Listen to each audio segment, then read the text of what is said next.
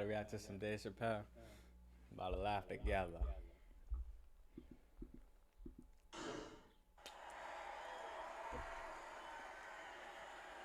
Thank you.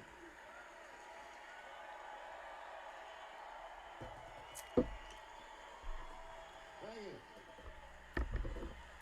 Thank you very much. That intro was almost as nice as the one you gave yourself. My favorite part of freedom is art. But you imagine He's a good living storyteller, in a man. world where you couldn't say what He's you one of the feel best or to do think it. or have to act the way If that's not, unnatural. I This say country, 90 his years ago generation, when the yeah. Apollo started, it was like that for African Americans. For the I've Apollo seen Theater older comedians. was the church. We could Richard talk like Pryor. ourselves to ourselves. When I was 15 years old, I won a contest Eddie in Murphy. Washington, and the prize is I got to go perform at amateur night at the Apollo. That's right. All the contest winners got put on a bus. We met at Howard University, and the bus took us to Harlem. And I gotta tell you, I never felt excitement and fear like that. And I walked to that hollowed stage, and right before I went on, I remember I rubbed that log, the log of hope. I gotta tell you, it doesn't work.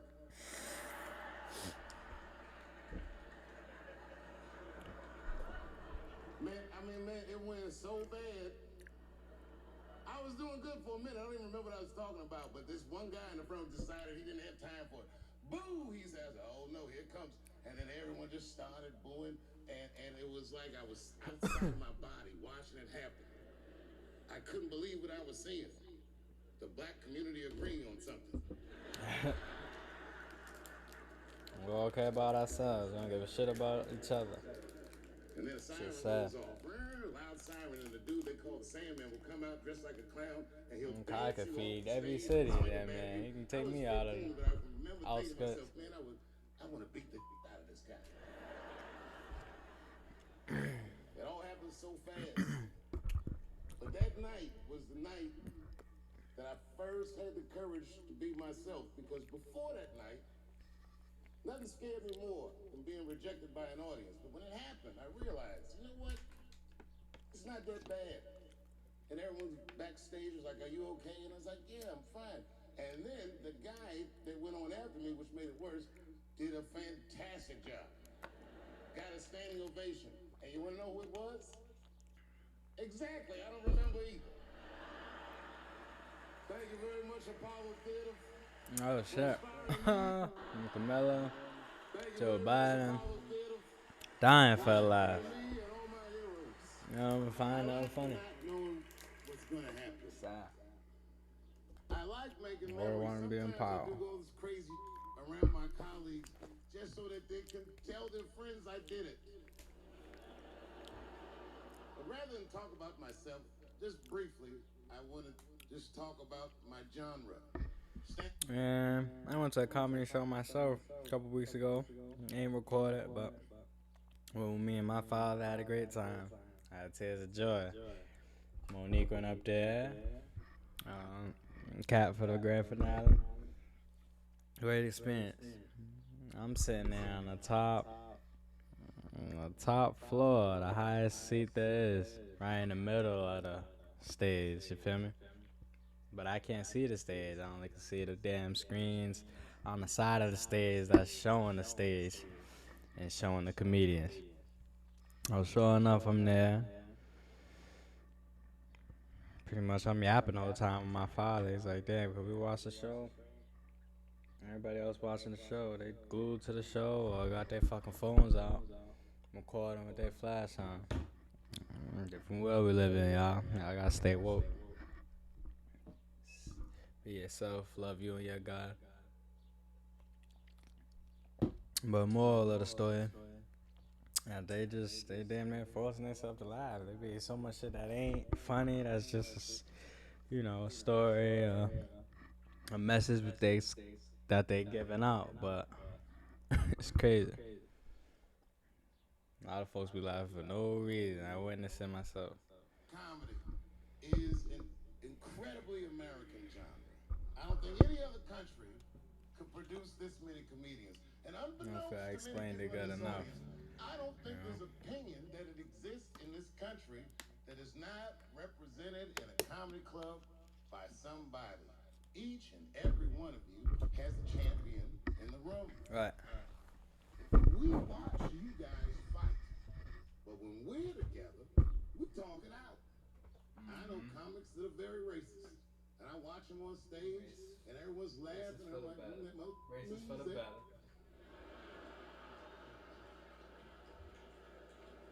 Don't get mad at them, don't hate them. We go upstairs and have a beer, and sometimes I even appreciate the artistry that they paint their racist Like, opinion. for instance, we see someone trip before we laugh.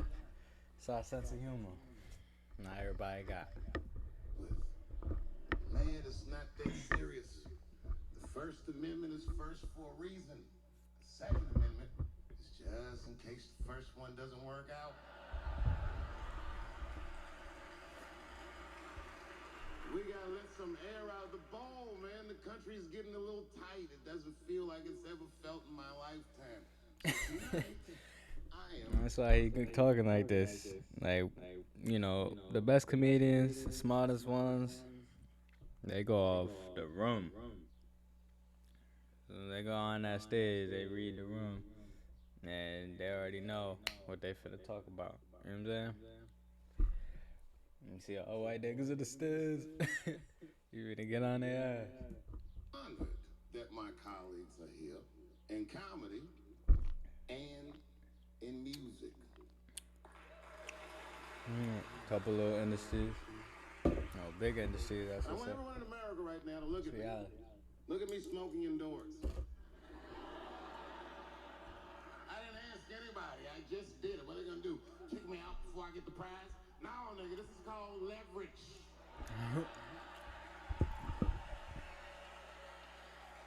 The thing I like best about tonight was that I saw so many people from Fucking different hot. parts of my life, like friends that I grew up with here in D.C., friends of My mine fan. from Ohio then and Got my now, fan coming. friends of mine from comedy clubs, all the musicians that blew my mind. You guys have no idea how you inspired me. I want to give a special shout out Desktop. to my OG, Tony Woods. Miles Davis Crib. has a Keys quote. to a crib.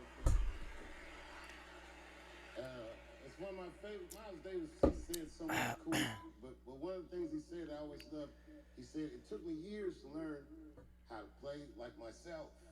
You know, he would watch other musicians and he would try to play like Dizzy or Bird or all the guys who were great.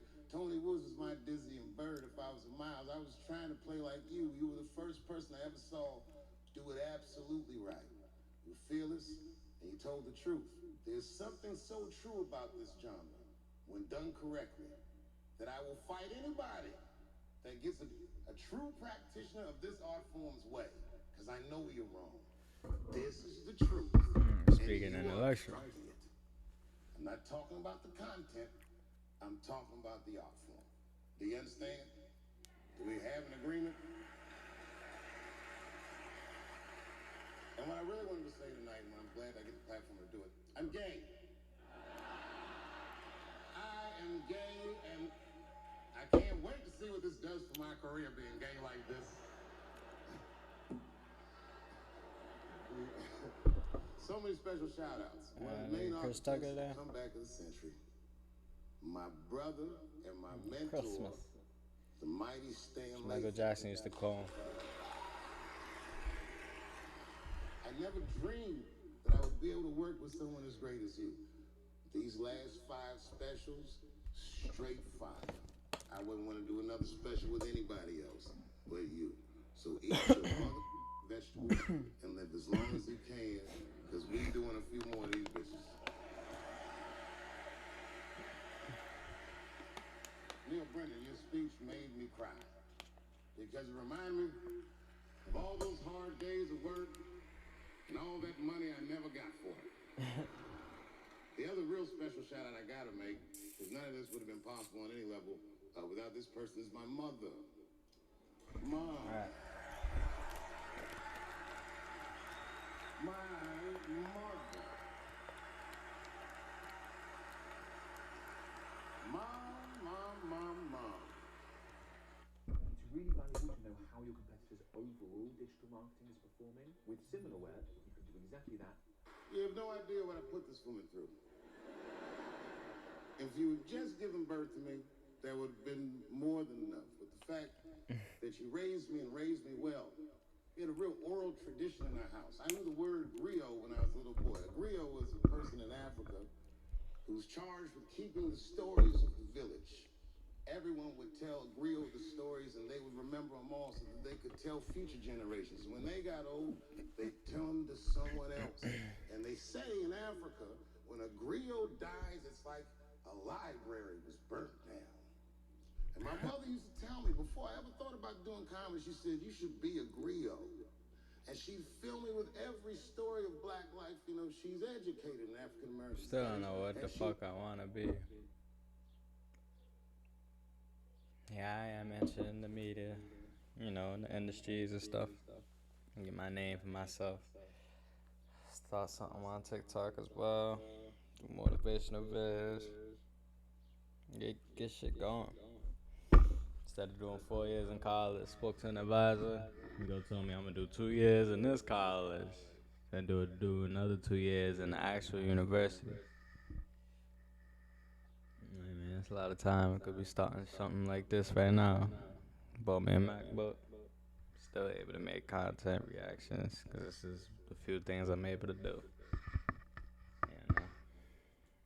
We understand the context that I was being raised in. That I'm being raised in a hostile environment that I have to tame. By the time I was 14 years old, I was in nightclubs mastering adult worlds.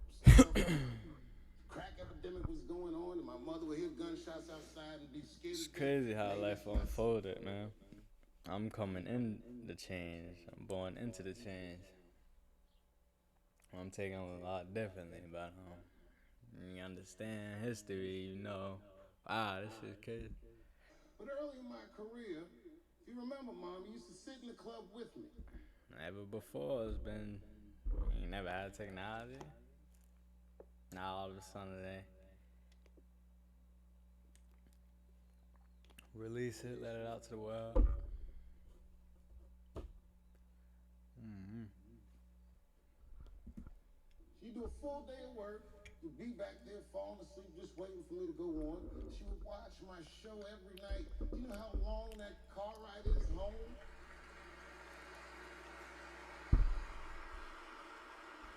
How many of you have ever heard your mother say, jokes were a little too much tonight, son? That's enough. I was a That's, soft kid. I was sensitive, I'd cry easy, and I would be scared to fist fight. And my mother used to tell me this thing, I don't even know if you remember, but you said this to me more than once. You said, son, sometimes you have to be a lion so you can be the lamb you really are. I talk this like a lion. I'm not afraid of any of you. When it comes word to word, I will gab with the best of them, just so I can chill and be me. And that's why I love my art form, because I understand every practitioner of it. Whether I agree with them or not, I know where they're coming from. They want to be heard. They got something to say. There's something they notice. They just want to be understood. Love this genre. It saved my life. So tonight, Mom, I would like to honor you in a very special way that I cannot do on my own. But because like, now what the I'm fuck a this man nigga talking about? with great and influential friends, I'd like to ask my Make me man lie. Thundercat to come out God damn on it. stage. Thundercat, the mighty most deaf. Washington, D.C., thank you very much for giving me a home and a place to start. Today is officially Dave Chappelle Day in Washington, D.C. The mayor declared it last night. Okay. Before I I get don't to let what I'm niggas get up soft at all. when I was You want 22, very little power for us. HBO gave me the biggest opportunity of my life at that time.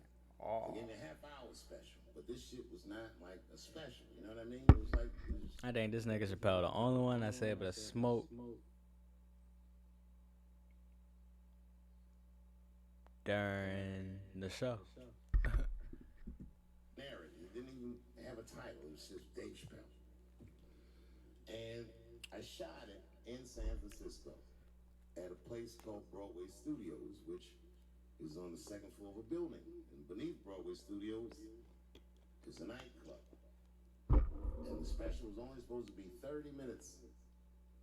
And I got ready, I practiced, I did all the shit I was supposed to do.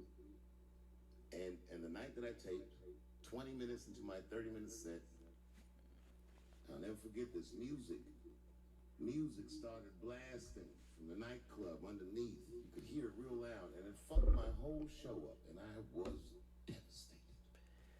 I was a young man. I really believed in what I was doing, and I thought that my dream was being killed.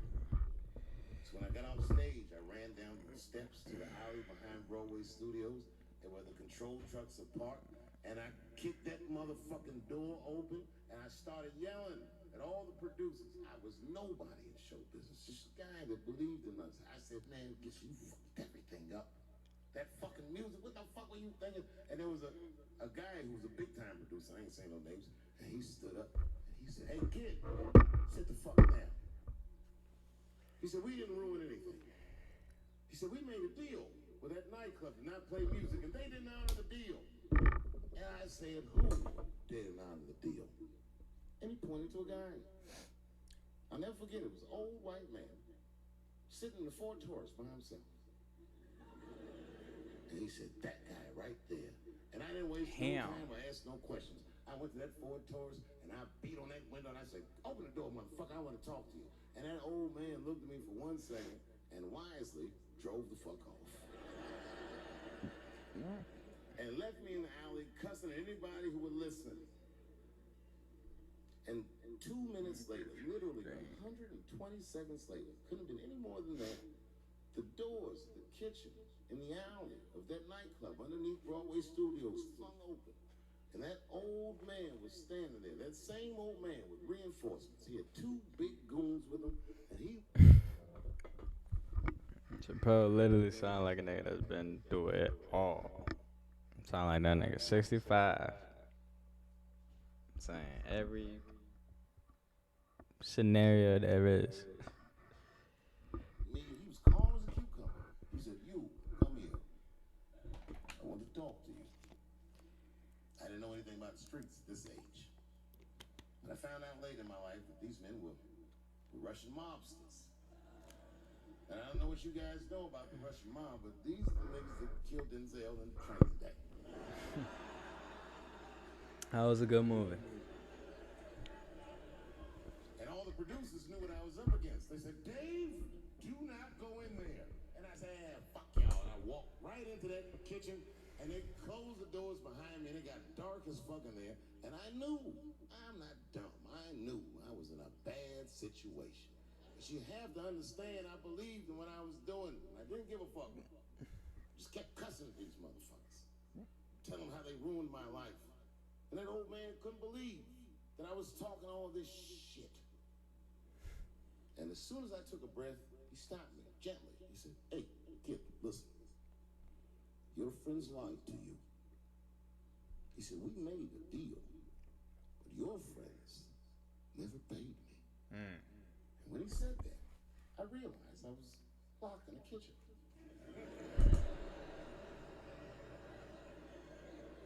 And I realized he was telling the truth, which would make me wrong. And the very moment that I realized I was wrong for the first time, I was afraid. It sound like Dr. Seuss. It's a funny thing if you believe you're absolutely right. You can get drunk off the feeling of how right you are. That's why gay people are so mean.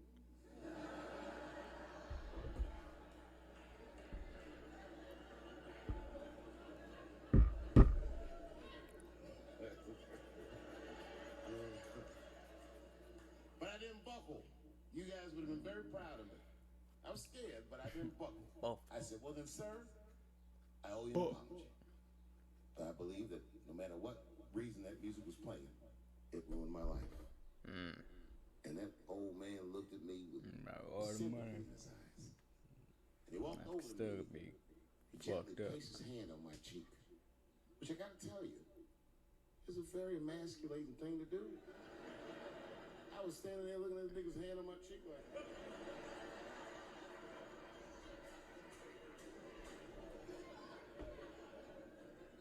And he said, "You are a real man." Tap me on my cheek. Oh yeah, Real soft. this is getting real gay. Just like that. Nope. Oh there.